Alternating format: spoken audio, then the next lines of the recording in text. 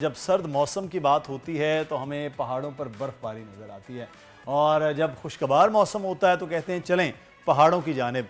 तो पहाड़ों पर जाने का हर एक का दिल होता है, ख्वाहिश होती है और खुशी होती है। पर ये शौक इतना लेकिन आसान नहीं है। लेकिन पहाड़ों को सर करने का शौक जो है हाँ। वो खासा मुश्किल है। तो कोपैमाई की हम बात करेंगे। पाकिस्तानी कोपैमा शेरोज़ काशिफ किसी तारुफ और तारीफ के मोहताज नहीं है, ये तो आप सब जानते हैं।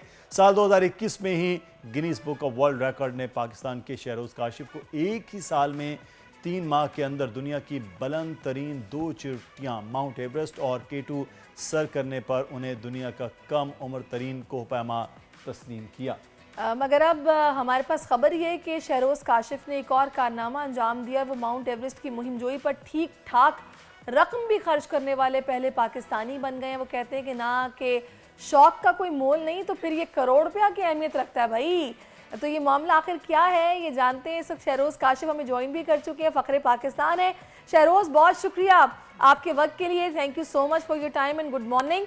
सबसे पहले तो मैं आपसे यही जानना चाहूँगी कि जब इतने सारे एजाज़ आपको मिल गए हैं, अमीर तरीन कोपैमा, तो कैसा महसूस हो रहा है? सबसे पहले first of all thank you so much for having me. दूसरी बात ये है कि ये शौक का कोई मुल नहीं होता। मैं आज वैसे तो इस बात को अभी 2 साल बल्कि 3 साल हो गए हैं, लेकिन मैंने ऐसा कभी ये बात की नहीं थी कि मेरे इतने लगे। उस दिन एक पॉडकास्ट में उन्होंने मुझसे पूछा कि यार आपने कितने पैसे लगाए इस पे। तो अमूमन मैं इस चीज़ का जिक्र नहीं करता हूँ और कुछ भी नहीं, लेकिन ऑफ कोर्स कि when you are passionate about something तो आई थिंक कि आपको उसके अंदर अगर स्पेंडिंग कर रहे हैं अपनी, तो मेरा ख्याल से कि इट्स टोटली वैलिड। और अमीर तरीन तो नहीं कहेंगे because on a lighter note, मैं सब कुछ लगा बैठा अपना। अच्छा। और ये आप कह सकते हैं कि yes I am very passionate about it. और अल्लाह का शुक्र है, अल्हम्दुलिल्लाह अल्लाह ताला ने सक्सेस दी इसमें। सही। अच्छा शेरोज़, ये शौक मुश्किल ज़रूर है लेकिन ये महंगा कितना शौक है? अगर लोग शुरू कर रहे हैं, कितना महंगा शौक है ये कोपैमाई का? पाकिस्तान के अंदर अगर आप बीइंग पाकिस्तान के अंदर ही, तो इट्स नॉट दैट एक्सपेंसिव।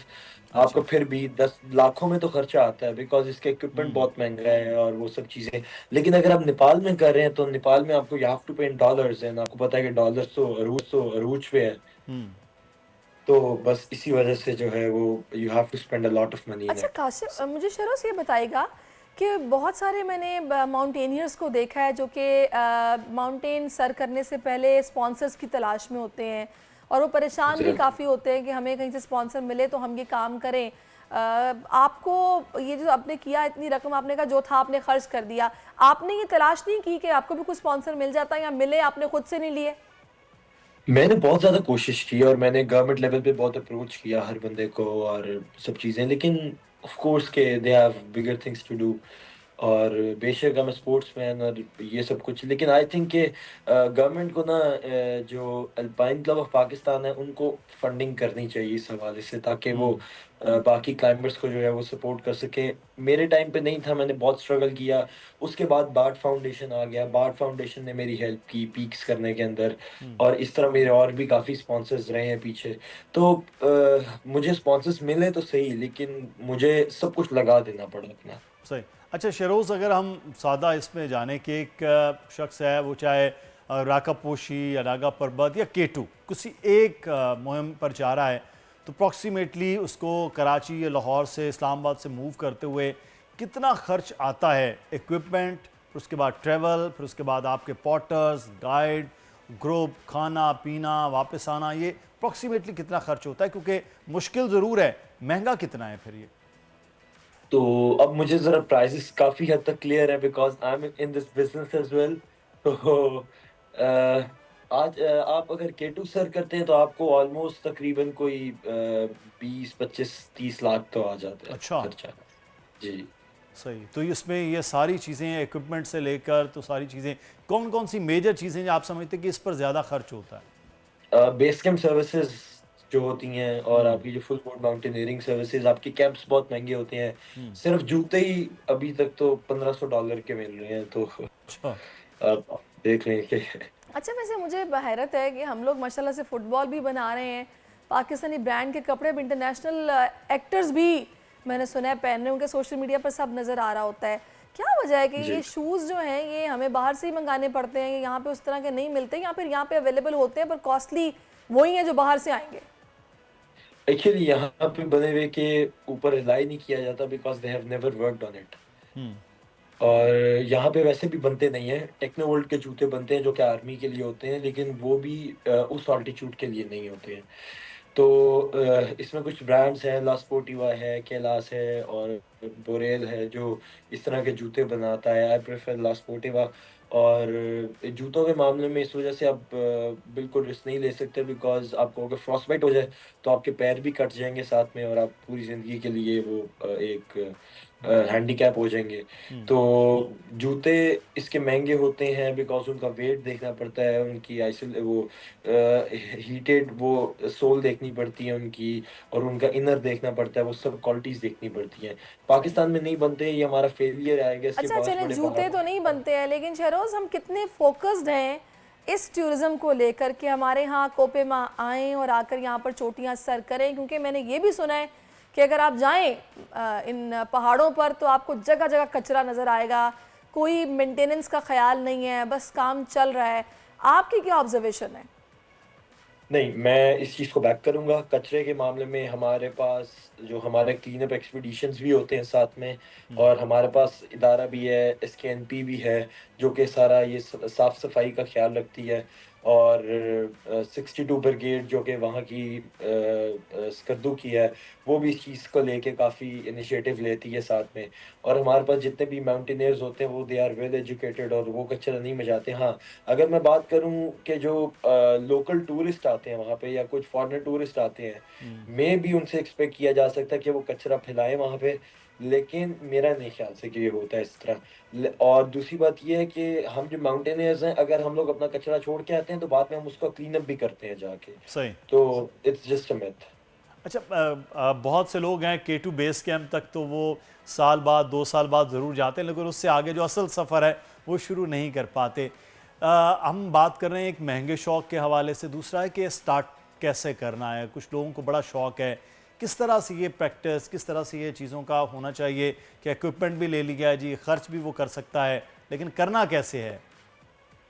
इसके लिए स्टार्ट जो होता है ना आपका हमेशा छोटे से होता है। चूज़ द बेस्ट कंपनी ठीक है जो और choose the best mentor as well जो हम्म। आपको गाइड कर सके इस चीज़ के हवाले से। बेसिकली फर्स्ट आपके अंदर होना चाहिए कि do you really want to climb the mountain और you just want to see the mountain from the base camp. ये आपको 2 चीज़ों में डिफरेंशिएट करना पड़ेगा पहले। सही। उसके बाद आप स्मॉल पीक से स्टार्ट करें। मेरे उस्ताद हैं ज़ाहिद राजपूत, उनका चगोरी इंटरनेशनल इंस्टीट्यूट है, वहाँ से मैंने भी ट्रेनिंग ली हुई है। आप लोग भी ट्रेनिंग लें वहाँ से जाके और he is a very wonderful guy. वो आपको सब सिखाएँगे, उसके बाद आपको बताएँगे कि आप इसके बाद कौन-सी पीक पे जाएँ, कौन-सी पीक पे जाएँ।